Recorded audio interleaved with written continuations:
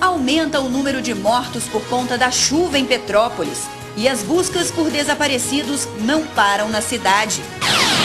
Prejuízos no comércio. Secretaria de Fazenda de Petrópolis quer ajudar na recuperação dos empresários. E em Nova Friburgo, o laboratório que prestava serviços para o município continua fechado. Para remarcar os exames, pacientes estão enfrentando filas enormes no Raul Sertã. Agora, no RJ Inter TV, segunda edição.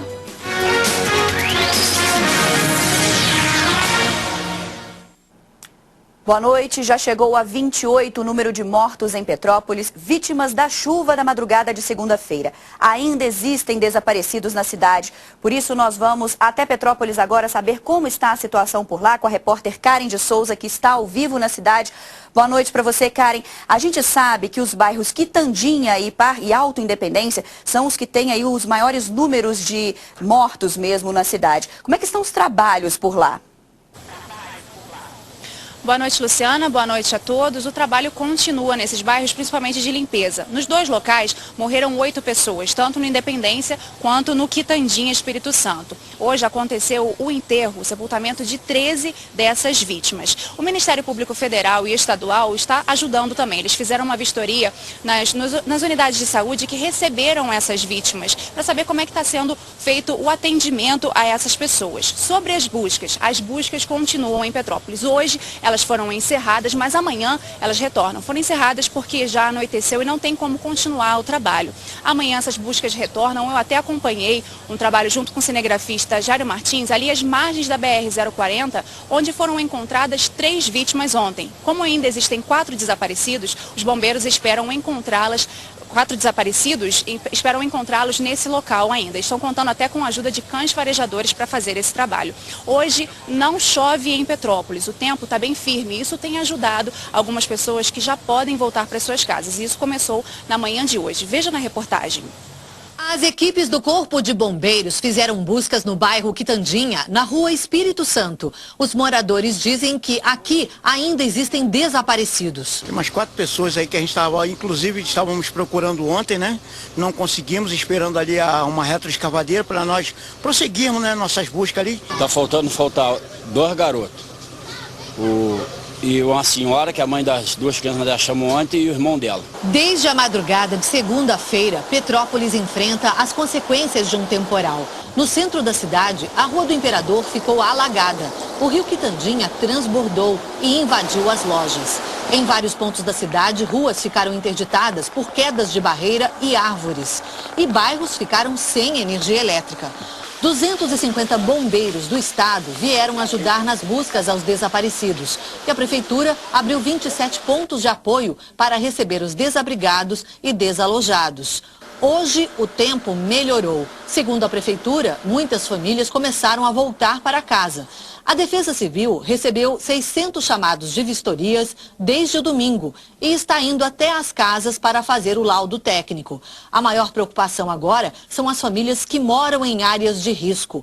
Em Petrópolis, há 15 mil construções irregulares, a maioria em encostas. Uma chuva forte na encosta é uma ameaça tão grave quanto um terremoto ou um furacão nos países que lidam com esses eventos, né? Portanto, é absolutamente fundamental que as próprias pessoas tenham uma ação proativa de autoproteção. O poder público diz que manda verba para ajudar a gente, mas não chega nada da gente.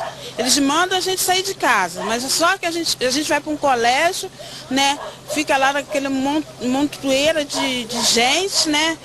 Criança dormindo no chão, num colchonete dessa finurinha. O prefeito de Petrópolis diz que as verbas dos programas do governo federal não chegaram. Ele não tem dúvidas. A única solução é a remoção das famílias para áreas seguras. O Ministério das Cidades, que está liberando recursos do PAC, da prevenção para diversas cidades do Brasil, e Petrópolis também. né? Só que esses recursos não chegaram na prefeitura, né? Eles ficaram represados no governo do estado, né? Que fez a gestão de parte desses recursos, porém o que acontece é que nesses últimos anos, né, esses recursos não se traduziram em obras aqui na nossa cidade.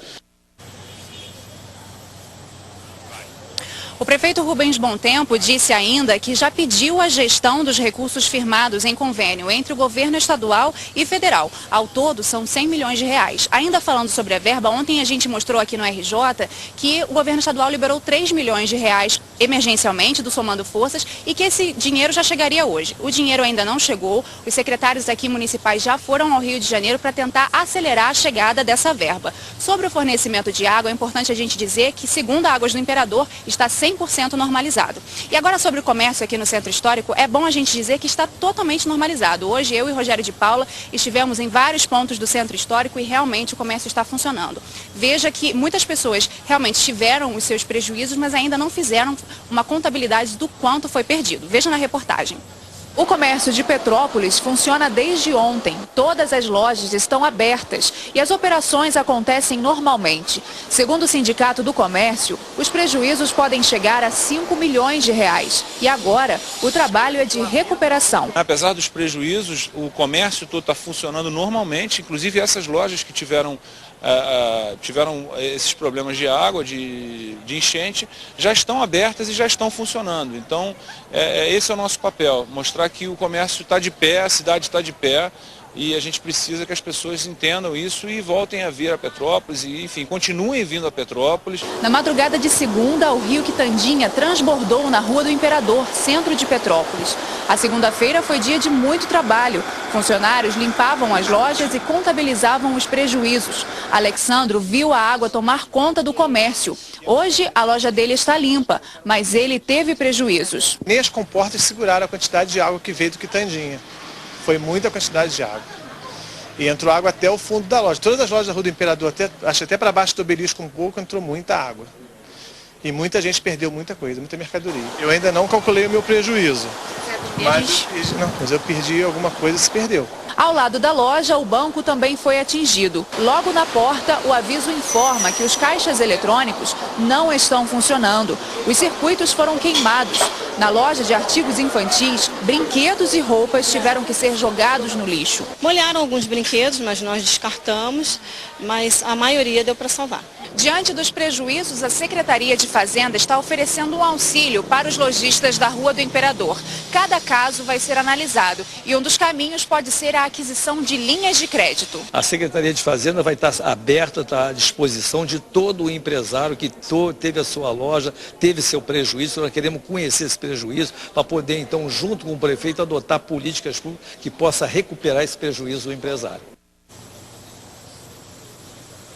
Em coletiva hoje à tarde, a Prefeitura informou que os prejuízos agora, um balanço preliminar, chegam a 120 milhões de reais. Na coletiva também eles informaram que as aulas voltam amanhã nas escolas municipais que não funcionam como abrigos. Em Petrópolis existem 12 escolas que funcionam como abrigos. Nessas 12 escolas as aulas só voltam na segunda-feira, mas se seu filho estuda num local onde não funciona abrigo, amanhã ele tem aula. E tem uma outra informação que gostaria de dar, que é muito interessante, né, Luciana?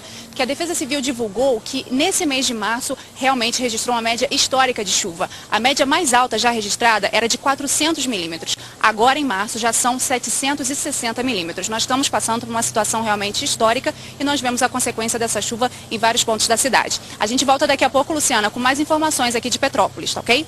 Tá certo, Karen, muito obrigada. Realmente é muita chuva. E mesmo diante disso tudo que está acontecendo em Petrópolis desde segunda-feira, chuva, deslizamentos, mortes, perdas, hoje no início da tarde, um assalto na rua 16 de março deixou um prejuízo de cerca de 60 mil reais em uma joalheria.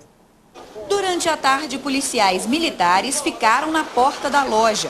Segundo vendedores, o assaltante se passou por um cliente e logo depois anunciou o assalto.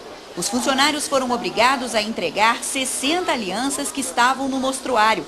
As 3 câmeras de segurança e o grande monitor instalado no interior da loja não intimidaram a ação do homem. Ninguém foi preso até agora e a polícia está investigando aí esse caso. Veja a seguir, pacientes do SUS em Nova Friburgo enfrentam filas para remarcar exames laboratoriais. Até já!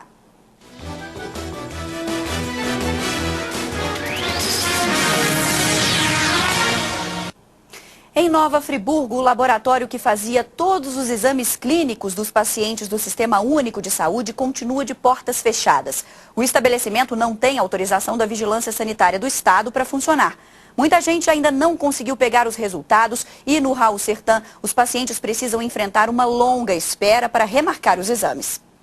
Um aviso colado na grade informa aos pacientes que o atendimento está interrompido. Quem veio pegar resultado de exames na manhã de hoje perdeu a viagem. Chega aqui, né, fechada, não é muito agradável, né? Eles pegaram o número do meu telefone, do meu celular, não me retornaram. Aí não temos previsões para quando que vai, né, nos falar para onde que ele vai ter que fazer o outro exame para mostrar ao médico.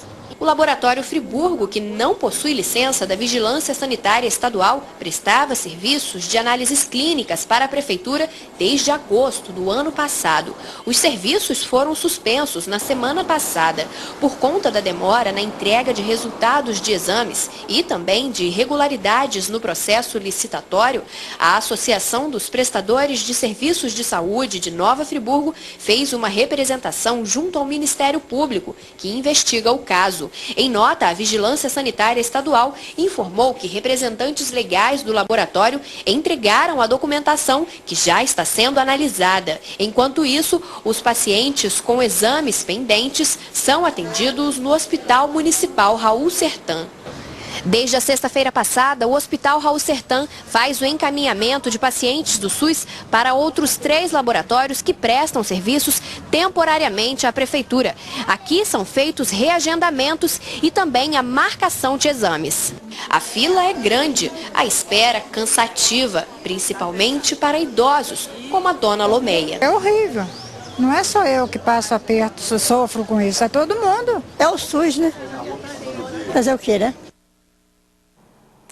A nossa produção tentou falar com os responsáveis pelo Laboratório Friburgo para saber o que vai ser feito com os resultados de exames, mas os telefones não atenderam.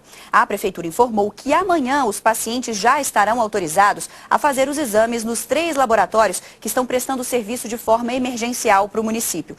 Disse ainda que a equipe da Central de Atendimentos do Raul Sertan foi reforçada e que vai publicar nos próximos dias a licitação para normalizar o serviço.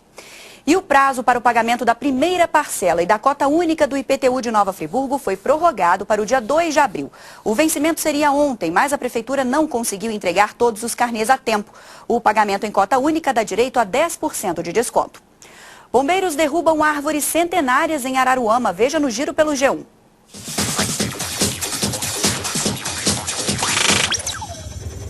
Cinco dos 37 eucaliptos na entrada da cidade foram derrubados no início da tarde de hoje. As árvores foram condenadas pela Secretaria de Meio Ambiente porque colocavam em risco quem passava pelo local. 76 agentes de diferentes órgãos participaram da operação. Em Campos, a Polícia Militar fez um cerco em 2 quarteirões do centro da cidade após uma tentativa de assalto a uma agência bancária. Um suspeito foi preso e levado para a delegacia de Campos. E em destaque no G1 da capital está a morte do cantor Emílio Santiago. Ele tinha 66 anos e morreu na manhã de hoje no Hospital Samaritano, na zona sul do Rio, devido a complicações após um acidente vascular cerebral. O velório está acontecendo na Câmara Municipal do Rio de Janeiro. O enterro está marcado para as 11 da manhã desta quinta-feira no Memorial do Caju, na zona portuária do Rio. Mais notícias você encontra lá na nossa página g1.com.br/intertvrj. Daqui a pouco, o primeiro dia de outono derruba as temperaturas na região serrana. E a gente ainda volta a falar sobre a chuva em Petrópolis. Até já!